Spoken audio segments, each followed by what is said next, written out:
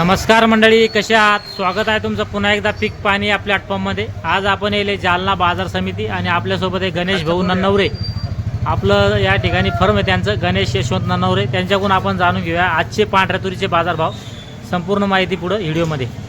दादा, किती कट्टे आले आपल्या दुकानावर? आज हे 25 कट्टे आलेले आहेत. 25 कट्टे. हो, हे आज वरमध्ये 77 रुपये माल विकलेला आहे. 77. हो.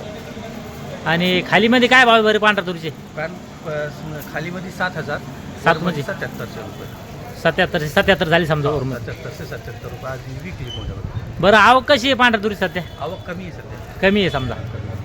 भाव वाढायची एक शक्यता काय राहते भाव? थोडेफार वाढायची शक्यता आहे. थोडेफार. शे 200 रुपये वाढलेत आता. हा, हा. माल 75 रुपये विकत होते, 74-75. हा हा, 200 रुपये वाढले, आज 77-77. बरोबर आहे. आणखीन वाढू शकते समजा का? 200 रुपये वाढू शकते. चालतं, धन्यवाद. आज आपण येलो जालना बाजार समितीला आणि आपल्यासोबत होते आडत दुकानदार. त्यांच्याकडून आपण जाणून घेतला पांढऱ्या तुरीचा बाजारभाव. खालीमध्ये 7,000, वरमध्ये 77 झाली आहे आणि आणखी 100-200 वाढायची शक्यता आहे. चालतं, या व्हिडिओमध्ये थांबूया. आपण पुन्हा भेटूया नवीन व्हिडिओमध्ये. जय जवान जय किसान.